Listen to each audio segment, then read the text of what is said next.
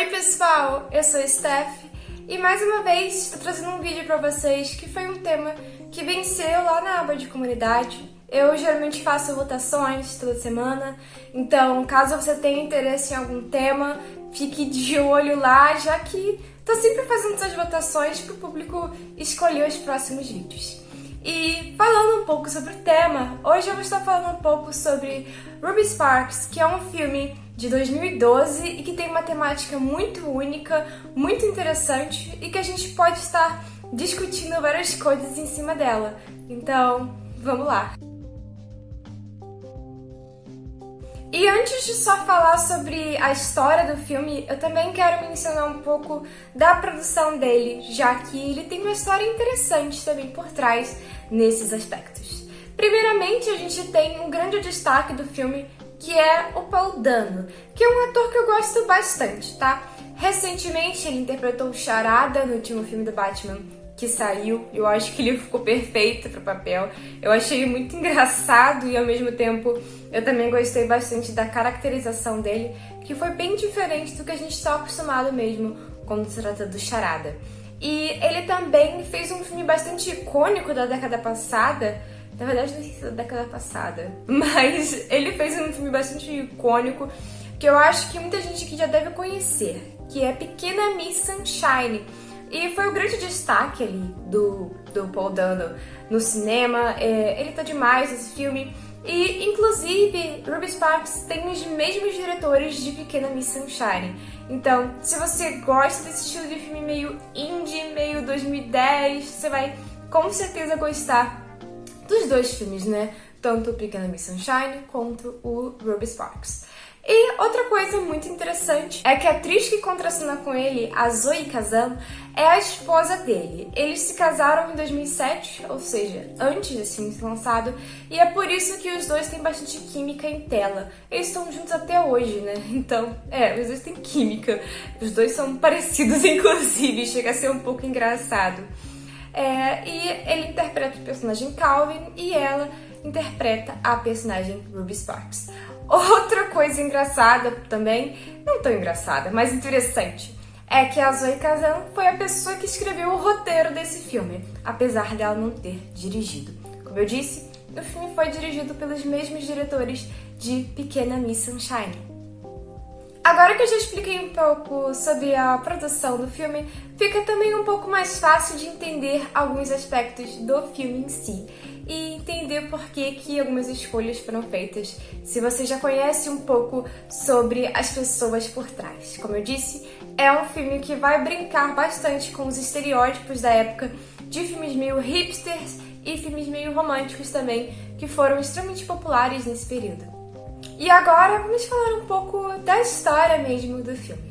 Então, o Paul Dano, ele interpreta Calvin, que é um escritor que já teve sucesso, mas está passando por um período de bloqueio criativo.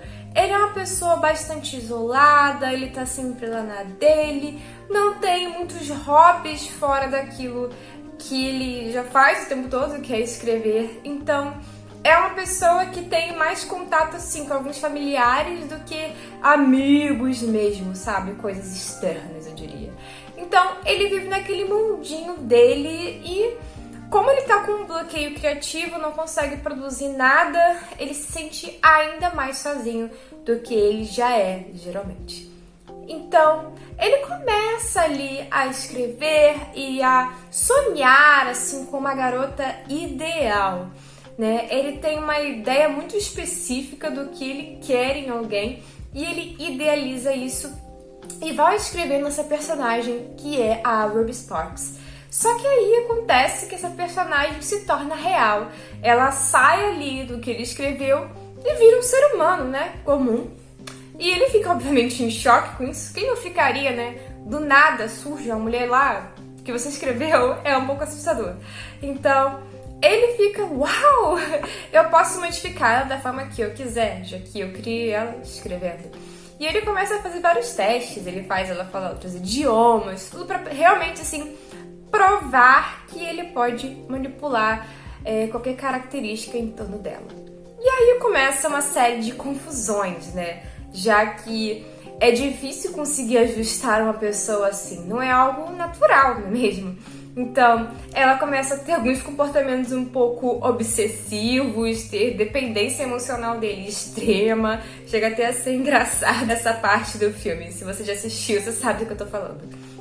Então, ela começa a ficar bem desregulada, porque ele nunca consegue deixar ela realmente, digamos assim, perfeita, aquela idealização que ele tem na cabeça dele, né? Porque não tem como, né, gente? Não é uma coisa natural. Mas ele vai tentando ali ajustar e começa, digamos assim, um período mais de ouro, que ela começa a ficar mais natural, eu diria. Então, pessoal, daqui pra frente, tudo que eu vou estar falando é spoiler, tá? Do filme, caso você ainda queira assistir e queira descobrir sozinho. Eu acho que esse filme tá disponível na Disney. Ele não deveria estar, não, tá? Porque ele tem algumas coisinhas ali um pouco inapropriadas, mas eu acho que ele tá. Talvez ele seja censurado, não sei. Porém, ele não é um filme tão difícil de encontrar, não, tá? Ele foi um filme famoso no período que ele saiu, então você consegue encontrar ele fácil. Então, daqui pra frente, pessoal, é spoiler. Se você não quiser assistir, você pode, sei lá, pular pro final do vídeo ou só não assistir mais. Então, a escolha é sua. Só que, aos poucos, até o Calvin vai se cansando de tudo aquilo. De ter que ficar o tempo todo tendo que escrever tudo sobre ela e começa a ir liberando ela pra poder ser uma pessoa, digamos assim, mais real, sabe? Mais natural.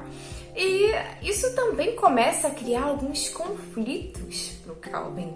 Por quê? Quando a Ruby começa a ser um ser humano normal e ter uma vida independente dele, isso é um problema pra ele também. Ele começa a ficar com ciúmes. Então, é meio que duas obsessões, né? No começo do filme, ela é dependente emocional dele e depois ele começa a ter muito ciúme dela também.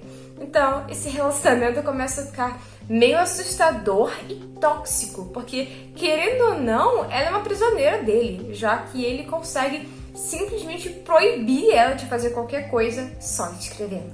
E é por isso que eu coloquei no título do vídeo que esse filme é um filme que beira entre o horror e o romance. Por quê? Porque ele tem alguns aspectos bonitinhos na estética dele, tem algumas cenas que são românticas, que são fofinhas, sendo que você vai postar o GIF no seu Tumblr. Então, o filme tem esse lado meio hipster da época, sabe? Com cenas fofinhas e bonitinhas. Só que ao mesmo tempo, ele também tem essas coisas meio assustadoras. Já que a Ruby não é bem assim um ser humano de verdade, sabe? Ela é ali uma prisioneira manipulada pelo Calvin, já que foi ele que criou e manipula ela escrevendo. Então, como ela começa a ganhar mais liberdade, ela começa a ter hobbies, começa a fazer amizades, começa a ter uma rotina dela mesmo. E ela passa a não ser mais aquela, quase assim, um robô que fica em casa esperando pelo Calvin. E é óbvio que isso daí vai incomodar ele, porque ele não tava querendo que ela fosse assim, né? Ele tinha uma coisa assim, uma visão muito idealizada dela. E aí, pessoal, é que as coisas vão ficando cada vez mais assustadoras. Porque por conta desse ciúme, o Calvin começa também a dar umas surtadas ali e querer trancar ela de vez em casa. E aí tem uma cena do filme em que ele simplesmente surta mesmo, cansa de tudo e revela pra ela. E a cena é bem assustadora, se você parar pra pensar. Imagina você achar que é uma pessoa normal e do nada descobrir que você foi escrito por alguém que tá controlando a sua vida desde que você, sei lá, surgiu, existiu. É algo bem assustador, né? Principalmente porque não só ele criou ela, mas criou ela com intuito romântico. Então é mais bizarro ainda. Porque não é tipo, sei lá, como se ele criasse ela de uma figura paterna. Não, ele criou ela pra poder ser a parceira ideal dele, com todas as características que ele queria e controlando tudo que ela faz. Então, é bem assustador se você parar pra pensar.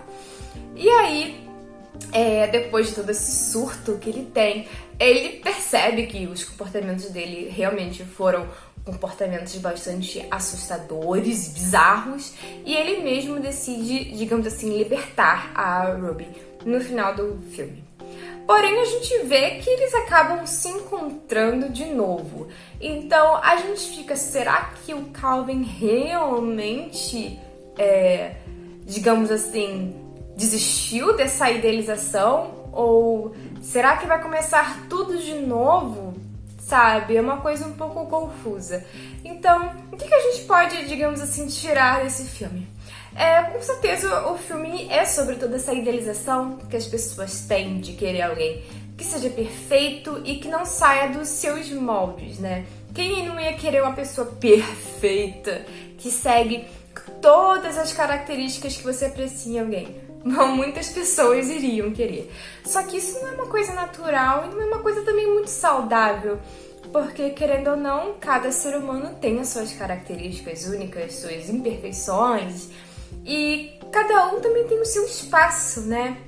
As pessoas vão ter hobbies diferentes e, sabe, vão querer ter o próprio espaço. E isso é uma coisa importante que a gente não pode simplesmente querer descartar.